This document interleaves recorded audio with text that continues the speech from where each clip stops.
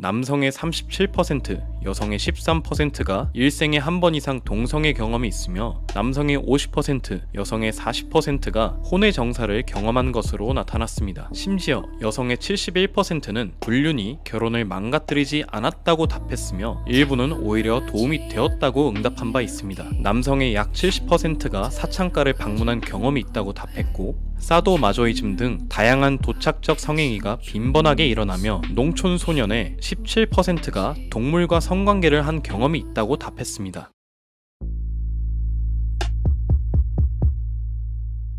한 인터뷰에서 기자가 자크 데리다에게 물었습니다. 만약 당신이 하이데거, 칸트, 헤겔과 같은 철학자에 관해 알 수 있다면 무엇을 보고 싶습니까? 데리다는 잠시 고민하더니 이렇게 답했습니다. 그들의 성생활이 어떤지 알고 싶군요. 왜냐하면 그들 중 아무도 자신의 성생활에 대해 이야기하지 않으니까요. 그들이 답하길 거부하는 것을 들어보고 싶습니다. 왜 철학자들은 자신들의 작업에서 스스로를 비성적으로 내세울까요? 혹은 어째서 그들은 사적 생활에 대해서는 함구할까요? 사랑보다 그들의 삶에서 더 중요한 것은 없을 텐데 말이죠. 나는 헤겔이나 하이데거로 포르노를 찍자고 말하는 게 아닙니다. 그들의 인생에서 사랑이 어떤 역할을 하는지 알고 싶다는 것이죠. 데리다는 이렇게 답하면서도 만약 기자가 같은 질문을 해온다면 답하지는 않을 거라며 뼈있는 농담을 던집니다. 참 아이러니한 일이죠. 자타공인 철학자라는 사람들은 통상 삶의 가치 판단을 메타적으로 조명하는 작업을 하는 터인데 유독 섹스는 어째서인지 그 입에 담기 두려워합니다. 이는 단지 한반도에 잔존하는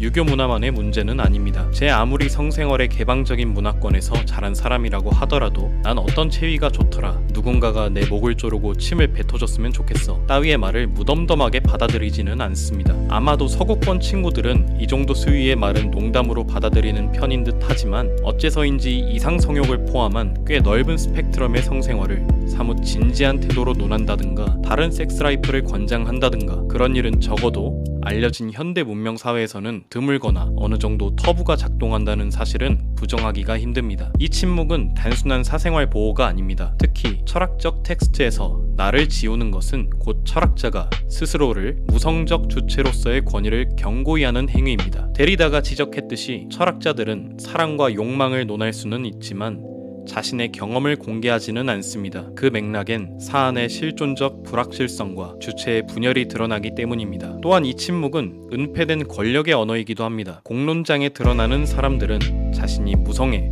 혹은 비성적 존재임을 통해 도덕적, 사유적 순수성을 과시합니다. 사랑을 경험하는 주체가 아닌 사랑을 객관적 서사로 해석하고 배치하는 관찰자로 존재하는 것이죠. 데리다의 질문은 거대한 수수께끼를 내포합니다. 사랑을 하고 욕망을 갖는 이는 철학자 자격이 없는가? 라는 질문이 그 핵심입니다. 제 생각에 이 아이러니는 단순한 침묵이 아니라 의도된 공백이라고 말해볼 수 있습니다. 그리고 그 공백 속에는 욕망이 감추어져야만 합니다. 이는 곧 철학이 진리를 구성하는 방식에 대한 근본적 도전이기도 하죠. 철학에서 욕망이 빠진다는 건 철학이 욕망에 대해 입을 닫았다는 뜻이 아니라 욕망을 구조 규정의 외부로 치환했다는 것입니다. 잠깐 대중적인 변론을 짚고 넘어가자면 영화 이퀄리브리엄에 나오는 사회상처럼 또 레드필 추종자들이 주장하는 바처럼 섹스가 단지 종족 번식에 기여하기 위한 목적에만 종속된다면 성생활을 딱히 숨길 이유는 없을 테죠. 그 경우에는 정상위 외에는 다른 어떤 낯간지러운 체위도 없을 뿐더러 만약 시도되더라도 아마 금방 교정될 순간의 우연에 지나지 않을 테니 말입니다. 섹스가 단지 종족 번식을 위한 행위라면 피니코스가 광장에서 자위를 했던 일화가 그토록 기이하게 여겨질 필요도 없지 않습니까? 하지만 프로이트가 지적했듯이 여기서 진짜 문제는 인간의 성충동은 본래 생식 목적을 위한 것이 아니라 문화적으로 변주된 특정한 쾌감의 획득을 목적으로 한다는 사실입니다. 더 흥미로운 점은 사회적 기대치가 높은 사람일수록 성생활은 베일에 감추어진다는 것이죠. 사실 승화를 통한 해결, 즉 성충동을 원래 목표가 아닌 보다 고차원적인 문화적 목표로 향하게 하는 방식이 학문과 예술의 권위자에게는 더 심도 있는 작업을 위한 동기부여가 되는 듯합니다. 그럼에도 불구하고 섹스라는 단어를 아무런 거리낌 없이 입에 담는 학자들이라고 한들 정작 자신의 성생활에 대해서는 이런 반구도 하지 않습니다. 미셸 푸코처럼 도의적으로 문제시 될 만한 성생활이 폭로된 케이스가 아니라 하더라도 자신의 예술적, 학문적 작업에는 자신의 성생활을 예시로 드는 경우가 극히 드뭅니다. 또한 주목해볼 만한 점은 자신의 성생활에 대한 가감없는 고백이 천박한 인간으로 분류되기 위한 지름길이라는 사실입니다. 많이 사라졌다고는 하지만 한국 연예인들도 그들의 연애 사실이나 성생활이 폭로될 경우에는 사회적 지탄의 대상이 되지 않습니까? 예컨대 가수 비비가 자신의 성적 취향을 노골적으로 드러내는 발언들에 대해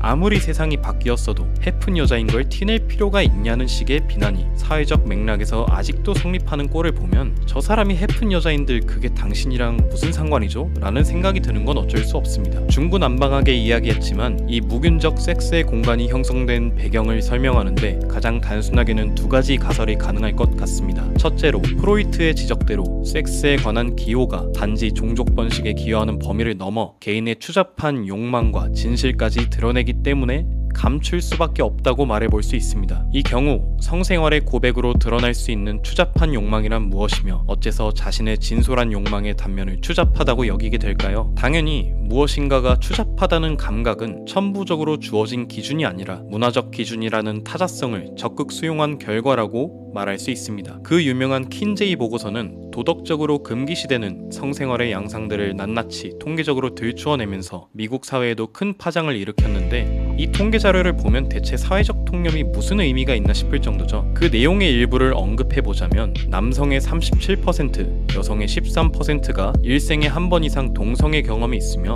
남성의 50%, 여성의 40%가 혼외 정사를 경험한 것으로 나타났습니다. 심지어 여성의 71%는 불륜이 결혼을 망가뜨리지 않았다고 답했으며 일부는 오히려 도움이 되었다고 응답한 바 있습니다. 남성의 약 70%가 사창가를 방문한 경험이 있다고 답했고 사도마조이즘 등 다양한 도착적 성행위가 빈번하게 일어나며 농촌 소년의 17%가 동물과 성관계를 한 경험이 있다고 답했습니다. 사실 혼외정사나 불륜, 수간, 동성애는 위생학적으로 혹은 한발 양보해서 도덕적으로 지탄받을 만한 나름의 근거를 갖추고 있습니다. 하지만 제 생각에 이상한 지점은 사도마조이즘 그리고 그 외에도 지극히 개인적으로 여겨질 만한 소위 이상성욕은 도의적으로 옳고 그름의 여부를 떠나서 이상하게 여겨지는 경우가 부지기수라는 점입니다. 프로이트의 주장을 통상적인 의미의 도덕에만 국한시킨다면 이 지점이 프로이트의 한계겠죠. 따라서 두 번째로 가능한 가설이란 미셸 푸코의 입을 빌려 말하자면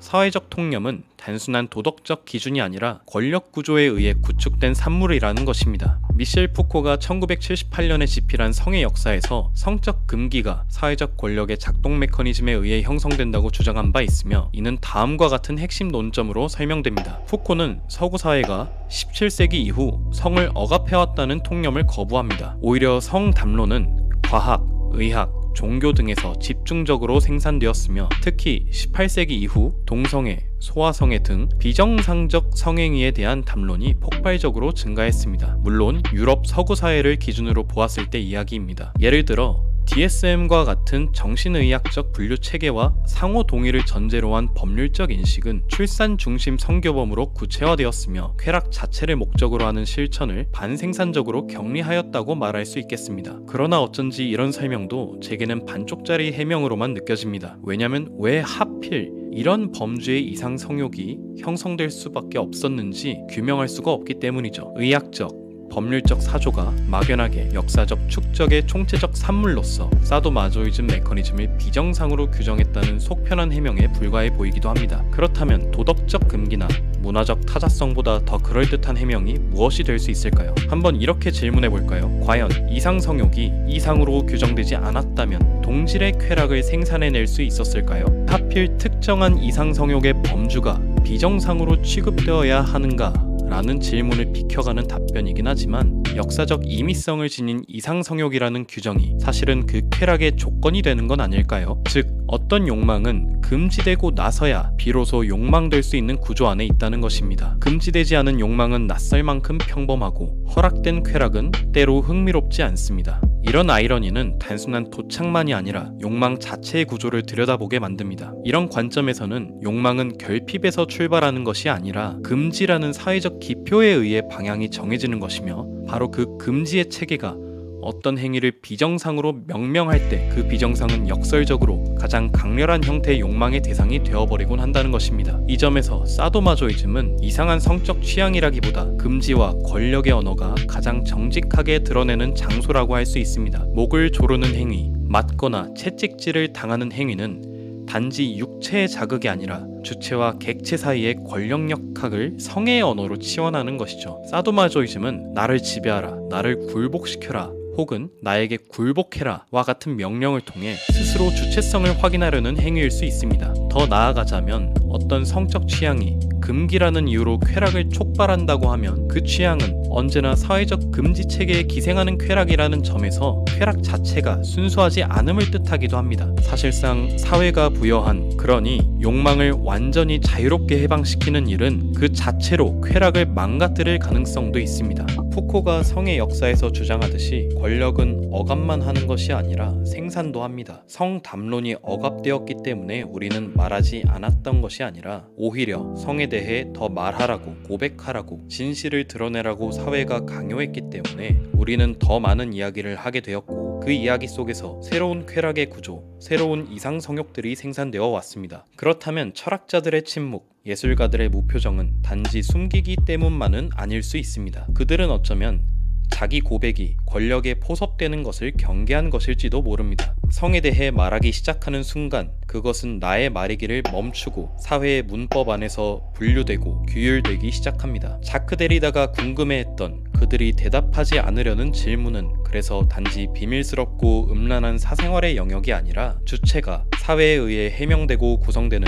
가장 민감한 지점이라는 사실을 말해주는 것이죠. 우리가 섹스에 대해 말한다고 했을 때 우리는 이미 그 체험을 추상화하고 순화하고 사회적으로 받아들여지는 언어로 전환하는 과정을 밟습니다. 이 과정은 곧 무엇이 적절한지를 따지는 정치적 결정이 함께 이행되는 지점입니다. 너무 노골적이거나 이상성욕처럼 변칙적 욕망이 섞이면 그 언어는 음란한 것이 되며 다시 표현 불가능한 금기의 언어가 됩니다.